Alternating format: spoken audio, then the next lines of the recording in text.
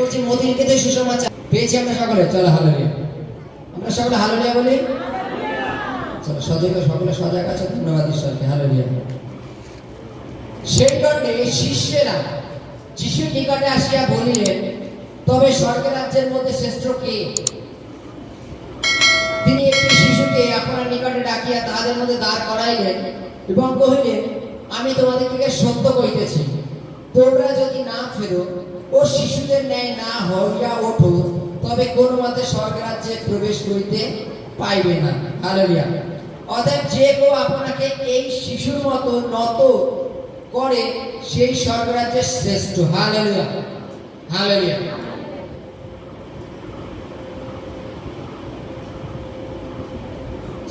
মনে করো আমরা সারা বছর ঠিক মতো পড়াশোনা করি না, আর যদি কোনো ক্রমে রেজাল্টে 1 রোল হয়ে গেল, তাহলে কেমন আনন্দ হয়? যদি 10 রোলের মধ্যে হয়ে গেল, হেবি আনন্দ হয়। তাহলে পড়াশোনা করলে আমরা 10 রোলের মতো হতো। মনে করো উদাহরণ, কোন একটা বোর্ডিং এ মনে করো 100টা বাচ্চা আছে, ওখানে নিয়ম কানুন আছে, যারা 1 থেকে 10-এর মধ্যে মানে 10 জন বাচ্চাকে সিলেক্ট করে 1 থেকে 10 জনের মধ্যে যারা ভালো পড়াশোনা করবে তাদের জন্য ভালো বোনাস আছে।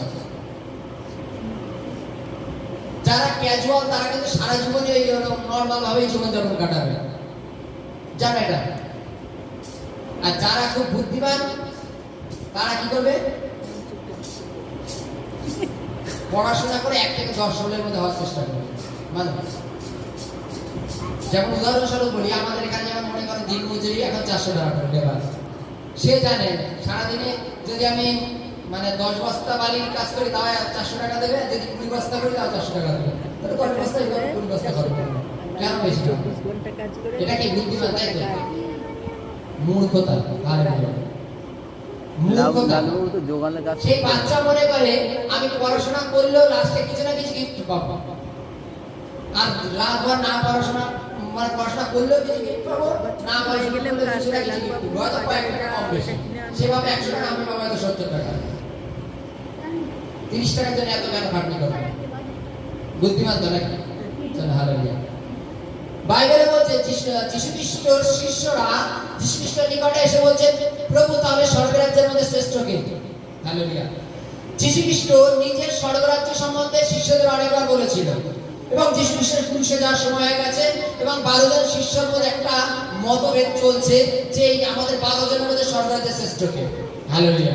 যিশু এখন স্বর্গরাজ্যে যাবে, তারপরে স্বর্গরাজ্যের মধ্যে শ্রেষ্ঠ কে? আমরা কে যিশুর প্রীতির পাত্র? হালেলুয়া। আমরা কে যিশুর প্রীতির পাত্র? কে যিশুর খুব কাছের লোক? যিশু কাকে প্রেম করে? তাহলে আমরা স্বর্গরাজ্যে কে যাবো? 12 জন শিষ্য প্রভুকে বলছেন, প্রভু তাহলে স্বর্গরাজ্যের মধ্যে শ্রেষ্ঠ কে? প্রভু 12 জনকে এক সাইডে করে একটা বাচ্চাকে ডেকে এনে বলছে, তোমরা যদি মন না ফেরো, এই শিশুর মত যদি না হও, তাহলে কোনো স্বর্গে যেতে পারবে। হালেলুয়া। শিষ্যরা প্রশ্ন করলো কি? প্রশ্ন করলো, প্রভু আমাদের মধ্যে স্বর্গরাজ্যের শ্রেষ্ঠ কে? যিশু খ্রিস্ট তাদের সরিয়ে দিয়ে একটা বাচ্চাকে টেনে এনে তার সামনে রেখে দিল, বলছে যদি এই শিশুর মতো না হও, তোমরা কোনো স্বর্গরাজ্যে যেতে পারবে না। হালেলুয়া। এই যে তাদের মধ্যে কে শ্রেষ্ঠ, কে আগে যাবে, কে পরে যাবে, এই যে ভেদাভেদ, এই যে তাদের মনের মধ্যে একটা সংকল্পি চলে, যার জন্য প্রভু বলছে যদি শিশুর মতো না হও, যদি না ফেরো, কোনো স্বর্গরাজ্যে যেতে পারবে না। মনে করো উদাহরণ দিয়ে বলি, মনে করো যতজন মনে করো একটা মন্ডলী, মনে করো উদাহরণ, মনে করো 100 মেম্বার, উদাহরণস্বরূপ বলছি, 100 মেম্বার প্রতিনিয়ত মনে করো ঈশ্বর উপাসনায় প্রার্থনায় লিঙ্ক আছে। লিঙ্ক থাকতে থাকতে হয়তো এমন হলো যে কিছু মেম্বার ঠিক মতো মনে করো উপাসনা প্রার্থনায় উপস্থিত হচ্ছে না, ঝপ করে মনে করো ঈশ্বর সরকার থেকে একটা টাকার বস্তা ফেলে দিবে, সেই টাকার অংশীদার কি হবে? কি হবে? সকলে তো নাকি ওই 100 জনই তো নাকি 30 জন, যে লাস্টে 30 জন থাকবে? হালেলুয়া।